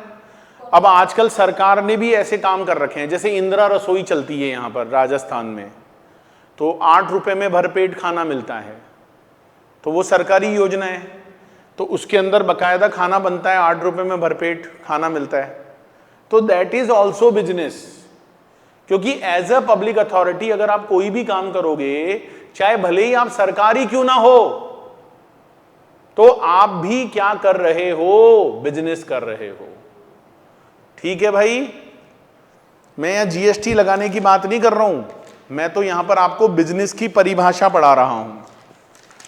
तो बिजनेस की परिभाषा को एक बार फटाफट से रिव्यू कर लेते हैं, क्या क्या आता है देखो, फटाफट से देख लेते हैं। ट्रेड हो गया, कॉमर्स हो गया, मैन्युफैक्चरिंग हो गई, प्रोफेशन हो गया, वोकेशन हो गया, एडवेंचर हो गया, वैगर हो गया, सिमिलर एक्टिविटी वेदर और नॉट फॉर पेक्यूनरी बेनिफिट। कोई भी ट्रांजैक्शन जो ऊपर वाले पॉइंट्स के इंसिडेंशियल है, एंसिलरी है, सहायक है, सेकेंडरी है, दैट इज ऑल्सो बिजनेस।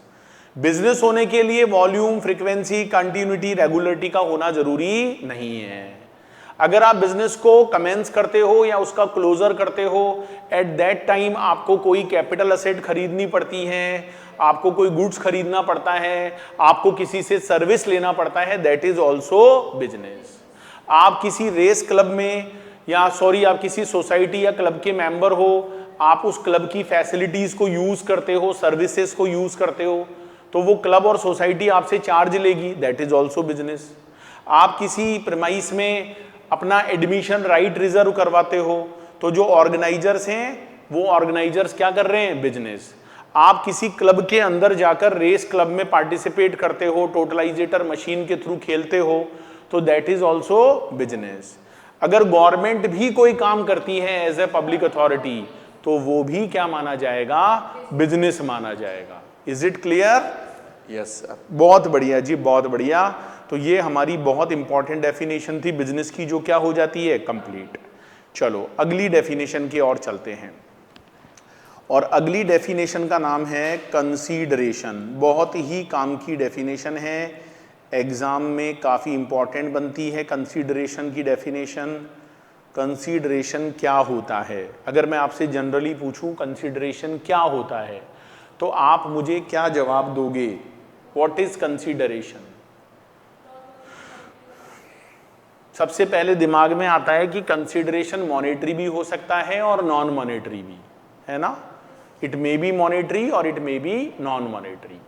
जैसे अगर मैंने आपसे गांधी जी ले लिए हैं, तो वो गांधी जी जो मैंने लिए हैं ना, वो भी कंसीडरेशन है। और अगर मैंने आपका कोई काम किया, मैंने आपका मोबाइल ले लिया, तो वो जो मैंने मोबाइल ले लिया है भाई, वो भी क्या है? कंसीडरेशन। काफ़ी बच्चे अपने मोबाइल की तरफ देख रहे हैं, भाई मैं तो नहीं दूंगी अपना मोबाइल। तो ऐसा होता है, जैसे दिल पे मत लेना, जैसे आप मेरे पास आए कि सर क्लास लेंगे क्लास लेंगे, अब मैंने आपको फीस बताई, तो जिसने मेरे को पैसे दे दिए वो भी कंसीडरेशन है, और जो बच्चे पैसे नहीं दिए उनके मैंने क्या ले लिया? मोबाइल। तो वो मोबाइल भी क्या है? कंसीडरेशन। दिल पे मत लेना, ऐसे मजाक कर रहा हूं मैं, कहीं आप सोचो कि यार मोबाइल छुपा लो सट्टे लेंगे, तो वो मोबाइल लेना भी क्या है? कंसीडरेशन। ठीक है भाई, चलो लिख लो एक बार इसको, प्रॉपर वे में लिख लो। Any payment made or to be made, any payment made or to be made, whether, comma लगा के लिखो, whether in money or otherwise. ये जो और अदरवाइज है ना, ये बहुत कुछ कहता है। Weather in money or otherwise, by the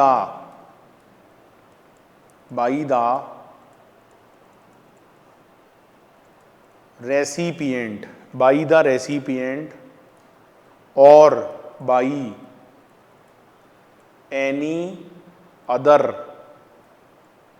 person, और by any other person, but शैल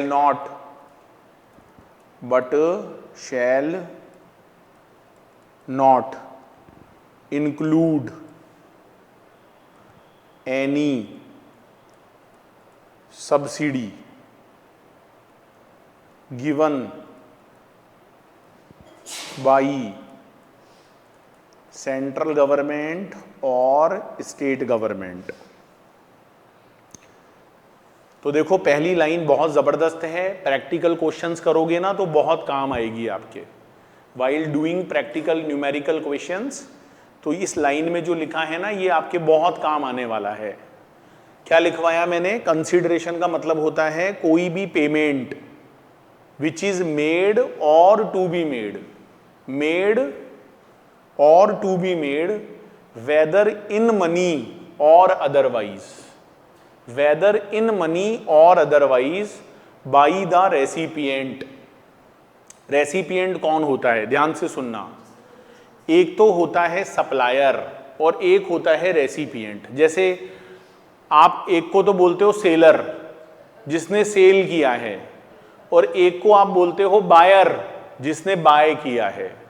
लेकिन जीएसटी में सेलर और बायर नहीं बोलते हैं, सेलर को बोलते हैं सप्लायर, और जो बायर होता है ना उसको जीएसटी की लैंग्वेज में बोलते हैं रेसिपिएंट। क्या बोलते हैं? रेसिपिएंट। ऐसे आपको आदत डालनी पड़ेगी। अच्छा, सप्लायर जो होता है वो गुड्स का भी हो सकता है और सप्लायर सर्विसेज का भी हो सकता है। रेसिपिएंट जो होगा वो गुड्स का भी हो सकता है और सर्विस का भी हो सकता है। तो सप्लायर का काम तो क्या है? सप्लाई देना, वेदर इट इज गुड्स और वेदर इट इज सर्विस और वेदर बोथ। लेकिन उस सप्लाई को देने के बदले में, उस सप्लाई को देने के बदले में आपको जो मिलेगा, आपको जो मिलेगा, अब वो क्या मिलेगा वो क्वेश्चन में देखने की बात है। भाई पैसा मिलेगा, मनी मिलेगी, या कुछ अदरवाइज नॉन मॉनेटरी कंसीडरेशन मिलेगा, तो दैट इज कॉल्ड कंसीडरेशन। पैसा मिलता है, मनी मिलती है। मनी का मतलब not Indian Gandhi ji, it may be dollar also, it may be dollar also, it may be Nepali रुपया also, because it is also money. तो जो नेपाली रुपया हो गया, जो डॉलर हो गया, जो गांधी जी हो गए, ये सब क्या है? कंसीडरेशन। इन सबको क्या बोलते हैं? और अदरवाइज, मतलब अगर वो आपको काइंड के फॉर्मेट में मिलेगा ना तो भी हम उसको कंसीडरेशन बोलेंगे। अदरवाइज मतलब इन एनी फॉर्म, अदरवाइज लिखकर छोड़ देने का मतलब है इन एनी फॉर्म। जैसे सपोज करो, मैं सपोज क्या, मैं ये तो हुई, इसमें सपोज क्या करो, जैसे मेरे पास मान लो कोई क्लाइंट आए, ठीक है, और वो क्या बहुत बड़े गवर्नमेंट ऑफिसर थे, तो उन्होंने मेरे से कंसल्टेंसी ली, अपनी वाइफ का खुद का ITR फाइल करवाया, मैंने कर दिया। उन्होंने बोला CA साहब आपकी फ़ीस क्या हुई बताइए। मैंने कहा सर इसमें फ़ीस की क्या बात है, कि नहीं नहीं सर देखो ये गलत बात है, दोस्ती अपनी जगह है, लेकिन आपने हमारा काम किया है तो उसके पैसे आप हमको बताइए। मैंने फिर मना किया, लेकिन वो नहीं माने। 2-3 बार बोला उन्होंने, मैं भी मना करता रहा कि नहीं नहीं सर मैं आपसे फ़ीस नहीं ले सकता। फिर मैंने कहा सर एक काम करो, वो क्या है सर, हमारे एक मित्र हैं तो उनके बच्चे का एडमिशन नहीं हो रहा किसी कॉलेज में।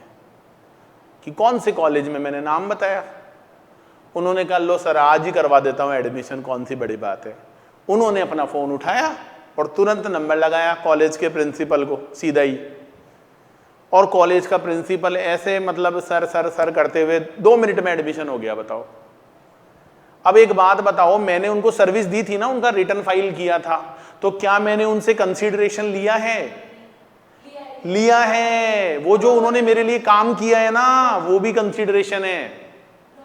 कानून कहता है कि अगर आपने कोई काम करवा लिया वो भी कंसीडरेशन है। सर ऐसे पता कैसे चलता होगा? अरे मैं पता चलाने की बात ही नहीं कर रहा, पता चलेगा या नहीं चलेगा वो बाद की बात है। मैं तो आपको एक्चुअल बता रहा हूं जो लॉ में लिखा है, डेफिनेशन है। भाई लॉ मेकर वाला ये थोड़ी सोच के लॉ बनाता है कि वे पकड़ा जाएगा या नहीं पकड़ा जाएगा। लॉ बनाने वाला तो इस हिसाब से बनाता है कि अगर कभी पकड़ा जाए तो छूट ना पाए। कानून ऐसा बना दो कि कोई चीज की कमी नहीं रहे। तो कानून में ये लिखा हुआ है कि मनी ही कंसीडरेशन नहीं होती है, वो तो होती है मनी के अलावा कुछ और मिल जाए अदरवाइज। अब अदरवाइज में तो सब कुछ ही आ गया भाई, अदरवाइज में तो कुछ भी आ गया भाई। तो वो अदरवाइज भी क्या है? कंसीडरेशन है। ठीक है ना, वो अदरवाइज भी क्या है? कंसीडरेशन। अच्छा ये कंसीडरेशन देता कौन है? रेसिपिएंट। रेसिपिएंट ही देगा, और तो कौन देगा? सप्लायर तो बल्कि लेगा। तो कंसीडरेशन कौन देता है? रेसिपिएंट या एनी अदर पर्सन। हाँ भाई, रेसिपिएंट के बिहाफ पर उसका भाई भी देके जा सकता है, उसका दोस्त भी देके जा सकता है। लेकिन जो अगली लाइन है वो बहुत इंपॉर्टेंट है, बहुत important. But shall not include any subsidy by central or state government. Central or state government. मैं आपको एग्जांपल देता हूं। दोस्तों जैसे आई एम प्लानिंग कि भाई मैं अपने ऑफिस की छत पर एक सोलर प्लांट लगवा लूं। सोलर प्लांट समझते हो? मतलब मैं अपने यहाँ खुद ही बिजली बनाऊंगा। मैंने कहा यार बार बार बिजली जाती है, नाटक हटाओ, अपने तो खुद ही बिजली बना लो। तो मैंने छत पर क्या है, सोलर प्लेट लगवा ली। मतलब I am planning for that, अभी लगवाई नहीं है, कहीं आप लोग देखने आ जाओगी, दिखाओ कहाँ लगवाई है। I am planning for that. तो मुझे कहीं से पता चला है कि भाई जब अपन सोलर पैनल लगवाते हैं ना, तो जैसे सपोज करो मेरा 10 लाख का खर्चा आ रहा है, पूरी बिल्डिंग पर सोलर प्लांट लगवा रहा हूं मैं। उससे क्या होता है, वो सूर्य की रोशनी से अपने आप लाइट बनती है, बिजली बनती, बताइए। उससे बिजली का खर्च बहुत कम हो जाता है, बड़े बड़े जो बिल आते हैं वो एक तरह से जीरो हो जाते हैं कई बार। अब 10 लाख रुपए का मैं प्लांट लगवा रहा हूं फॉर एग्जाम्पल, तो मुझे पता चला है कि इसमें जो 30% पैसा होता है ना, वो गवर्नमेंट देती है एज ए सब्सिडी। तो मैंने पूछा भाई कौन सी गवर्नमेंट देती है, कि वो सेंट्रल जो मोदी जी है ना वो देते हैं इसमें से 30%। मैंने कहा यार आज ही लगा दे तू। अब वो मेरे को बिल तो 10 लाख का ही देगा, ऐसा थोड़ी है कि वो 30% पैसा कम, बिल तो 10 लाख का ही बनेगा, लेकिन वो मेरे से कितना लेगा, 7 लाख। और 3 लाख उसको कहां से मिलेंगे, सेंट्रल गवर्नमेंट से एज अ सब्सिडी। तो दोस्तों मैं आपसे ये पूछना चाहता हूं कि ये जो 10 लाख का ट्रांजैक्शन है, इसमें सप्लाई कितने की हुई है, 7 की हुई है या 10 की हुई है? 7 लाख मैंने दिए हैं, 3 लाख सरकार ने दिए हैं। ट्रांजैक्शन जो हुआ है उसमें सप्लाई कितने की है, 10 की है या 7 की है? अच्छा, बिल 10 का बना है या 7 का बना है? बिल तो 10 का ही बना है, तो सप्लाई भी 10 की हुई है। लेकिन अगर मैं आपसे ये पूछ लूं कि इसमें कंसीडरेशन कितना माना जाएगा, 7 लाख, बिकॉज वो जो 3 लाख रुपया है वो गवर्नमेंट से मिली हुई सब्सिडी है। और लॉ ने बोला कि गवर्नमेंट जो सब्सिडी होती है ना, it is not part of the consideration, whether it is central government or whether it is state government. तो जब आप कभी प्रैक्टिकल क्वेश्चन करोगे न्यूमेरिकल, तो वहां आपसे जीएसटी कैलकुलेट करवाएगा, तो आपको वो 10 लाख देगा, 3 लाख गवर्नमेंट सब्सिडी बताएगा, तो आप जीएसटी वहां 7 लाख पे लगाओगे। और आप ये लिख कर आओगे नीचे वर्किंग नोट में कि 3 lakh is not included in the value of supply because it is subsidy which is given by the government. तब जाकर पूरे नंबर मिलेंगे आपको। तो सप्लाई होना अलग बात है, देखो सप्लाई होना अलग बात है और सप्लाई पर जीएसटी लगना अलग बात है, इसको आप अलग अलग समझो। सप्लाई होना अलग बात है और उस सप्लाई पर जीएसटी लगना अलग बात है। तो सप्लाई तो 10 लाख की हुई है, कोई नहीं चैलेंज कर सकता, लेकिन जीएसटी 10 पे नहीं लगेगा क्योंकि कंसीडरेशन 7 ही माना जाएगा। जो कंसीडरेशन है वो 7 लाख ही माना जाएगा। अच्छा मुझे एक बात बताओ, सपोज करो हम किसी कोई अनाथालय है, ऑर्फेन्ड होम है जहां पर अनाथ बच्चे रहते हैं, ठीक है भाई। अब हमने उस बिल्डिंग में मान लो उनके लिए बढ़िया सा फर्नीचर बनवाया, उनके लिए रीडिंग रूम बनवाया, लाइब्रेरी बनवाई, बुक्स खरीदी, बहुत सारे काम किए। उसमें से मान लो हमने 7 लाख रुपए हमने डोनेट किए, मतलब जो भी वेंडर था उसको हमने कहा भाई इन सब बच्चों के लिए एसी वेसी लगा दो, 7 लाख रुपए हमसे ले लेना। और हमारी मदद करने के लिए एक एनजीओ आ गया, तो उस एनजीओ ने 3 लाख रुपए दे दिए एज ए सब्सिडी, तो टोटल 10 लाख रुपए का काम हुआ था। बताओ सप्लाई कितनी मानी जाएगी, 10 लाख मानी जाएगी। और कंसीडरेशन भी 10 लाख माना जाएगा। अब आप ये मत सोचना और एक क्वेश्चन में सब्सिडी लिखा हुआ आ गया, हटा दे 3 लाख को, हटा मत दियो। अरे हर सब्सिडी मन नहीं हटती है, कौन सी वाली सब्सिडी हट जाती है, which is given by the central government और स्टेट गवर्नमेंट। जैसे मुझे याद है एक बार हम जयपुर शहर में एक सरकारी स्कूल में गए थे, वहां पर जो बच्चे होते हैं सरकारी स्कूल में, तो वहां पर क्या है, इंटरवेल के टाइम गए थे हम, तो इंटरवेल में वहां बहुत भीड़ होती है। बताऊं क्यों, बताओ क्यों होती है इंटरवेल में ज्यादा भीड़ बच्चों की? क्योंकि वहां पर सरकारी स्कूल में खाना मिलता है फ्री में। क्योंकि तो मैंने पूछा भी वहां के टीचर से कि मैंने कहा जी ये बच्चे एकदम से इतने कैसे बढ़ गए इंटरवेल में, कि सर यहाँ पर वो क्या है, पोषाहार मिलता है दिन में, मैंने कहा मेरे को दिखाओ क्या पोषाहार मिलता है। तो उन्होंने मेरे को चार्ट बताया, भाई मंडे को दाल चावल मिलता है, ट्यूसडे को रोटी दाल मिलती है, ऐसे मतलब पूरा चार्ट बना हुआ था। मैंने कहा यार सुबह 4 पीरियड हो गए, जब तो बच्चे बहुत कम थे भी एकदम से बच्चे बढ़ गए। अच्छा मैंने टेस्ट भी किया, अच्छा था खाना। तो हम लोग वहाँ इसलिए गए थे कि भाई हम एक क्लब से जुड़े हुए थे, तो it is a social cause. हमने वहाँ पर बहुत सारी कॉपी पेन ऐसे खरीद के गए थे हम। तो हम जिस स्टेशनर से खरीदे थे ना, तो उसने हमको ऐसे बोला कि सर आप अगर मेरे से 1000 कॉपी लोगे ना, तो जैसे 20 रुपए की कॉपी थी, तो 1000 कॉपी मतलब 20,000 की हो गई। तो उसमें से बोले 2 रुपए एक क्लब है वो आपको सब्सिडी दे देगा, मतलब आपके 18 की पड़ेगी, 2 रुपए हम उनसे ले लेंगे क्लब वालों से। तो सप्लाई तो 20 रुपए की थी ना, कॉपी तो 20 की थी। बताओ अगर वो बिल बनाएगा तो जीएसटी 20 पे लगाएगा या 18 पे? 20 पे लगाएगा, बिकॉज यहां जो सब्सिडी है वो it is not given by the government, it is given by any other body, which is NGO, it may be any local authority. क्योंकि देखो लोकल अथॉरिटी का भी नाम नहीं है, सावधान हो जाना। कई बच्चे पता है क्या सोचते हैं, अरे गवर्नमेंट तो लोकल अथॉरिटी भी तो गवर्नमेंट ही होती है। यहां लोकल अथॉरिटी वर्ड नहीं है। एग्जामिनर गेम खेल लेगा, वो पता है क्या बोलेगा, subsidy is given by the local authority. अब बच्चे पता है क्या सोचेंगे, अरे ये तो गवर्नमेंट ही तो हुई, हटा दो। हटा मत देना, हटा मत देना। स्पेसिफिकली 2 ही नाम हैं, सेंट्रल और स्टेट। ध्यान रखना, यहां पर एग्जामिनर कई बार गेम खेल लेता है परीक्षा में। बहुत बढ़िया सर। दूसरा पॉइंट लिख लो इसी परिभाषा में कंसीडरेशन की, monetary value. Monetary value, time मत देखो मोबाइल में। Monetary value of any act और फॉरबियरेंस।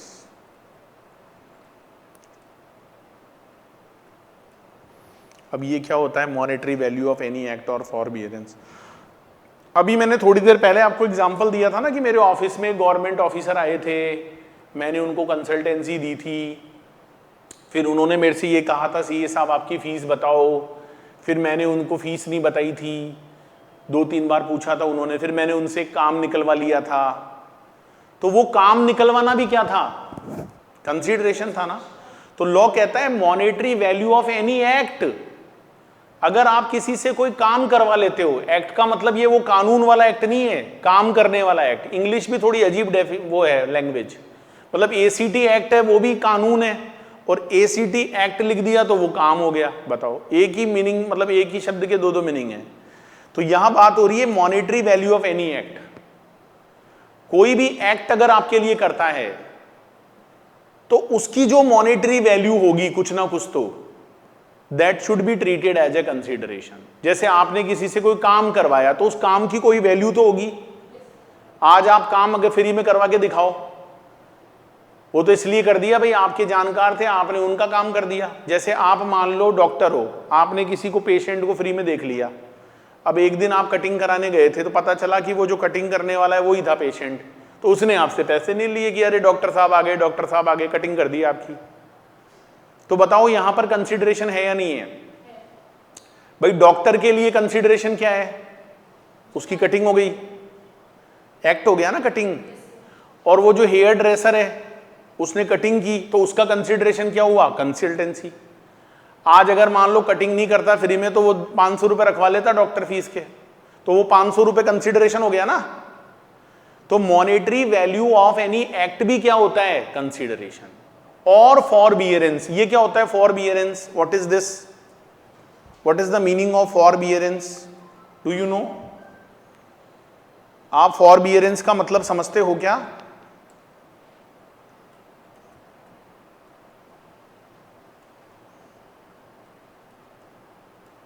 फॉरबियरेंस का मतलब समझते हो क्या? फॉरबियरेंस का मतलब होता है किसी को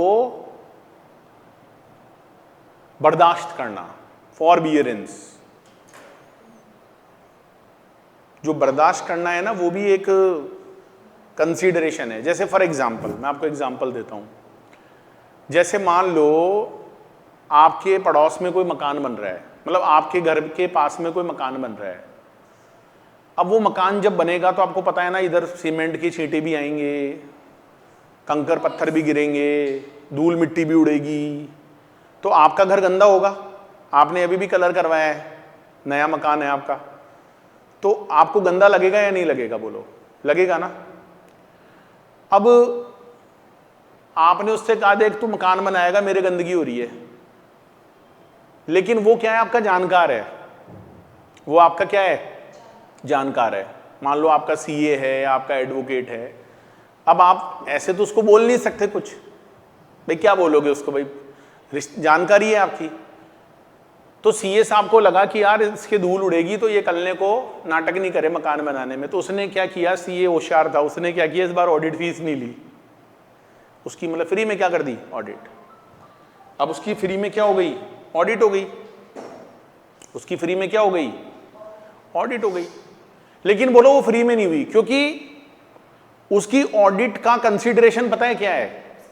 कि वो जो सामने वाला है वो चुप बैठा है, वो उसको मकान बनाने दे रहा है, कितनी भी धूल मिट्टी उड़े, चाहे पूरा मकान गंदा हो जाए, कोई फर्क नहीं पड़ता, सीए साहब का मकान बन रहा है, बनेगा मकान।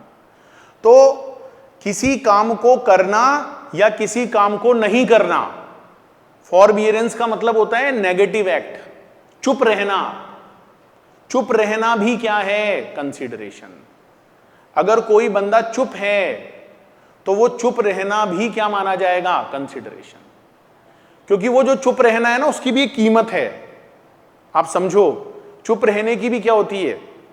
कीमत होती है। कई बार हो सकता है कि सामने वाले के चुप रहने से ही आपका काम होगा, तो इसका मतलब एक तरह से वो आपको क्या दे रहा है? सर्विस। तो उस चुप रहने की जो मॉनेटरी वैल्यू है ना, दैट इज ऑल्सो कंसिडरेशन। मतलब आप सोचो जीएसटी वालों ने किस हद तक सोचा है कि कोई भी बच ना पाए। तो लॉ मेकर आपको यह कहना चाहता है कि भाई आप जो भी पेमेंट करते हो, weather in money or otherwise by the recipient और एनी अदर पर्सन, पैसा कौन देगा? रेसिपिएंट देगा। तो रेसिपिएंट या जो दूसरा पर्सन है, अगर वो आपको कुछ भी देता है तो that should be treated as a consideration, but shall not include any subsidy given by the central or state government. इसमें क्या चीज शामिल नहीं है? इसमें सेंट्रल और स्टेट की जो सब्सिडी होती है ना, वो शामिल नहीं है। बस इसका ध्यान रखना आप। और बाकी तो कोई भी एक्ट होगा, फॉरबियरेंस होगा, तो वो भी क्या माना जाएगा? कंसिडरेशन। लास्ट में एक लाइन लिख लो इसी कंसिडरेशन में, but a deposit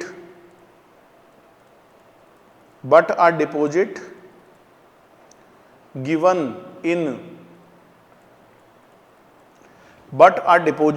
in respect of the supply not be considered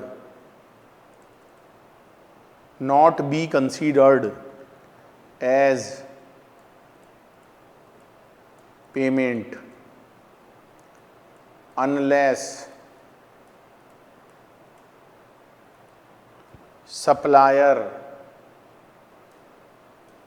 applies such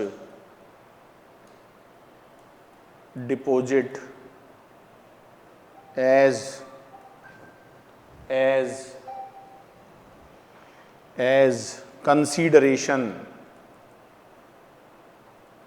as consideration for the said supply.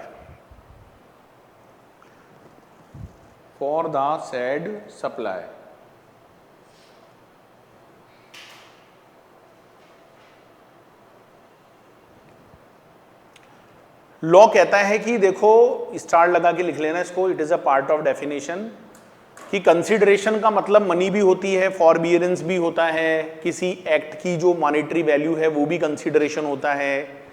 लेकिन जो सिक्योरिटी डिपॉजिट